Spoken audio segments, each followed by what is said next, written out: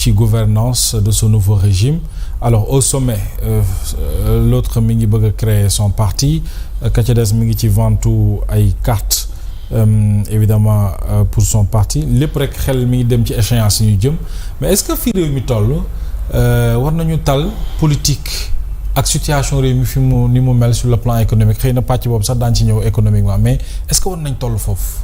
il faut faire la part des choses. kuy politique ba politique fal la mënuloo gérer 50 et doo politique. fal nañ la assumer ses responsabilités dans la gouvernance nga gérer dëkk bi nga doxal ko. mais teewul ci suuf dama jàpp ne que vente de carte créer parti et tout ça dafay considération yoo xamante ne képp ku ci bokkul. mun naa ne waroo ci dugg. loolu yàqul dara. waaw tey par exemple au moment yu ñuy wax. ñaata la douane di dugal ci dëkk bi je crois que loolu la. ñi ngi ci campagne agricole. est-ce que état li ko warloo ñi nga xam ne baykat yi def na ko bu fekkee ne def na ko ainsi de suite je pense que du mën a changer lu bare. mais souvent nit yi dañuy bëgg dans l'analyse bëgg a jaxase di boole yu bokkul en tout cas man du sama compréhension. li leen war nañ ko def. mais à côté de loolu aussi lii di animation politique bi bon dafay actualité boo xamante ne peut-être je pense que c'est tout à fait normal en tout cas man je n'y accorde pas du prix parce que pendant que ñoom ñaar ñi ngi créé ma nga créé partem man maa ngi nii créé naa diisoo ànd liggéey mais teewul maa ngi gérer sama mairie yaa ngi gérer sa mairie voilà instant bi yoroo mandat sénégalais yëpp exactement yaay président de la République exactement par contre je pense que li nga bëgg a wax ci biir laaj boobu mooy la situation économique du Sénégal. Bien sûr. Parce que tey situation Sénégal c'est vrai que damay faral di wax ne luy dox doo ko théorie yow da ngay toog xëy boo daan fay facture 50,000 courant yaa ngi fay yëg nga ne réew maa ngi dox parce que prix baa ngi wàcc boo daan joxe dépense 50,000 yaa ngi joxe 30,000 nga ñëw ci pompe bi gaare sa oto jënd essence wala nga ñëw jël transport en commun war a fay 200 ñore la 150 loolu du lu ñuy théoriser. luy dox dafay loo xam ne mais boo gisee depuis un certain temps le pouvoir d'achat a considérablement baissé. débat bi ngay dégg sur l'économie d'une manière générale le fonds monétaire et tout ça lenn kese la. il y a pas d'investissement au Sénégal. ah oui quand même. parce que souvent nit yi dañuy cramponné wu ci benn débat économique. alors que du ñu xam quelles sont les conséquences. les conséquences mooy y a pas d'investissement. ci réew mi. amul benn investissement amul benn valeur ajoutée.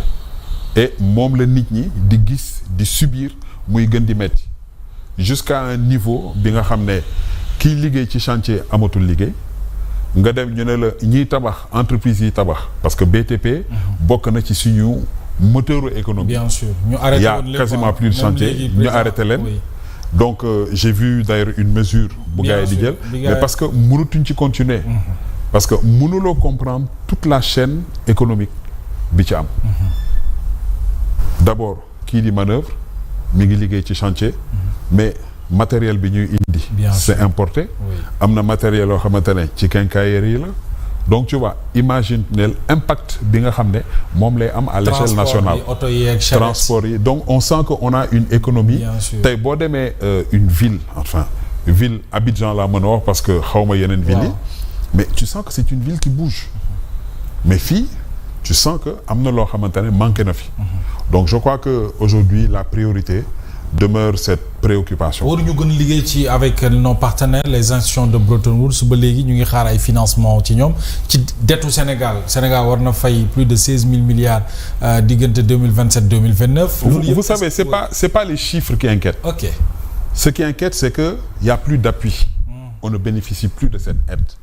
Que ce soit quelle que soit forme de aide non remboursable, aide remboursable, quel que soit le partenaire en tout cas financier du Sénégal.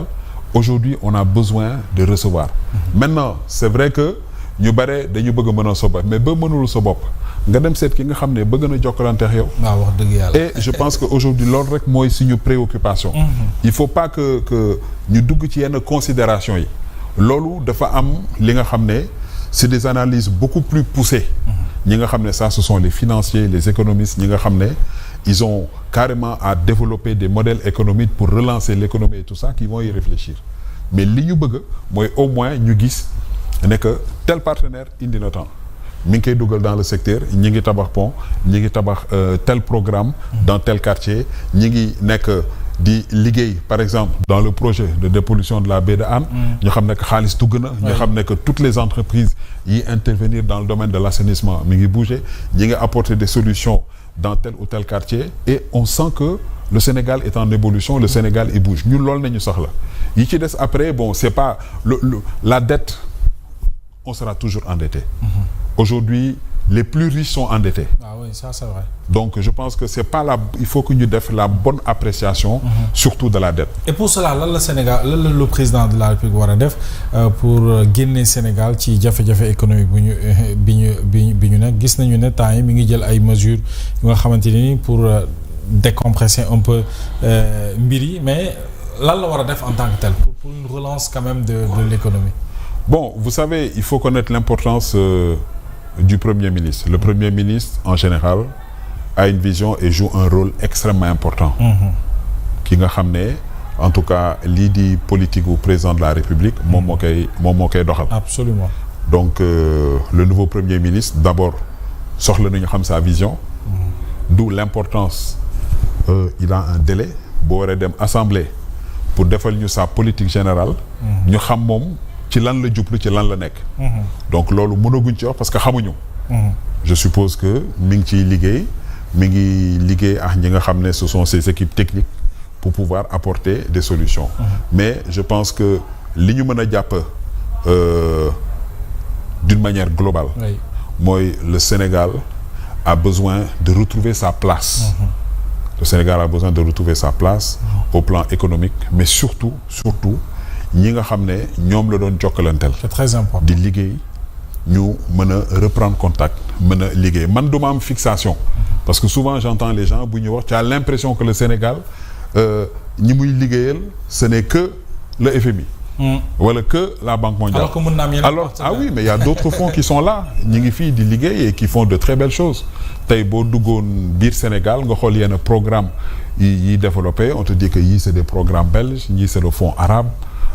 Même la BOAD fait des choses extraordinaires. Oui. Donc c'est vraiment pour vous dire que tey tollu nañu foo xamante ne amuñu fixation tout ce que nous voulons c'est reprendre en tout cas développer notre économie. Très bien.